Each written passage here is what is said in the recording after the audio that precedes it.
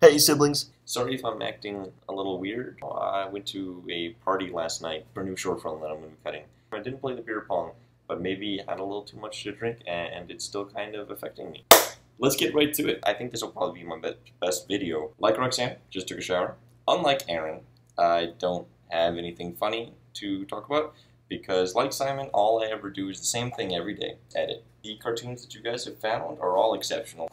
Panchito was like one of my favorite parts by going to Granny's. The only version of Aladdin that I ever really saw in entirety until a couple of years ago. And the one where they run over the house anyways, this is the one I found. Will somebody please cue that voice? Samurai pizza cat. Oh yeah! Who do you call when you want some pepperoni? Samurai pizza cat. Right on! They're stamping out crime, and you know that ain't baloney. They're Speedy Ceviche, he's the leader of the bunch. That's right. A heck of a fighter, makes a heck of a lunch. And little polyester, who's never afraid. I don't actually think that anybody else watched this show. In fact, I'm kind of questioning whether or not I watched it.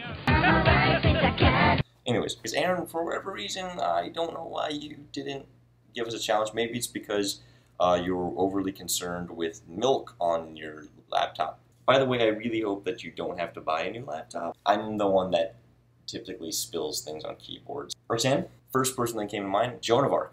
As far as like strong females, she kind of like sets the bar. In Robots, there's actually a scene that's based off of Carl Dreyer's Passion of Joan of Arc, which is, by the way, if you haven't seen it, exceptional. A hand just like makes your heart. It's just, it's basically all close-ups though. I mean, they built all these, like they spent like $1 gajillion on this movie, and they built these incredible huge sets, and the director's like, no, I want it all to be here. Producers were like so upset. They spent all this money on sets and he didn't show any of them. But back to Joan of Arc. There's a story idea that I've been working on forever that's a fantasy movie that one of the main characters is basically Joan of Arc. And I mean, essentially all of the movies that I ever plan have a Joan of Arc character. Mark Twain has 2 volumes of like a biography of Joan of Arc that he wrote from the perspective of like her page. Totally fictionalized. Dad is the one that like told me about this. This is what he's basing his play that he's writing off of. It's apparently Mark Twain's favorite work of his own. This gets me to a theory that I'm gonna run past you guys. Introducing gender versus genre. How the gender of main characters affects the style, plot, structure of the film. Basically, the difference between a horror film and an action film is a competent main character.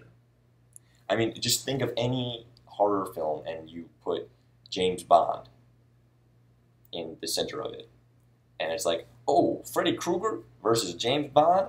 Bah, bah. Jason versus Indiana Jones? Whoosh. Paranormal Activity, Ghostbusters? Horror movie bad guys aren't as scary if you can, like, fight them with, like, relative means. In action movies, the main character is like always a dude, and then in horror movies, like they're kind of aren't necessarily like always main characters, but there's that trope of like the final girl who's arguably the main character, and I was like, oh my god,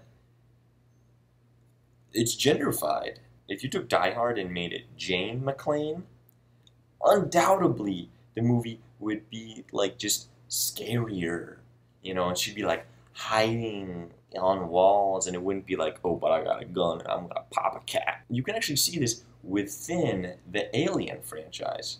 The first movie is pretty much a horror film. Sigourney Weaver plays the final girl. It's up to her to like fight the alien, and it's like scary and it's dark and it's like, it's a horror movie. It's an action sci-fi movie, but it's mainly like a horror film. Then we get Alien 2. Aliens is not a horror film at all. I mean, like, there's scary parts because there's still xenomorphs. Each individual one isn't as scary. It's no scarier than like an orc in the Lord of the Rings movies. And like they're like just, but Ripley has now become more aggressive. That has taken and made it into an action film. If she had still stayed tepid, it would have remained a horror film. It's a theory that I'm working on. It's not watertight. Speaking of strong females in film, Mad Max Fury Road. Go see it. Just please go see it. Anyways, so for my challenge for you guys, Aaron, please supply a challenge this time. Take action heroes from one movie, horror villains from another movie, and put them together, see what you get. I hope you guys have an awesome week.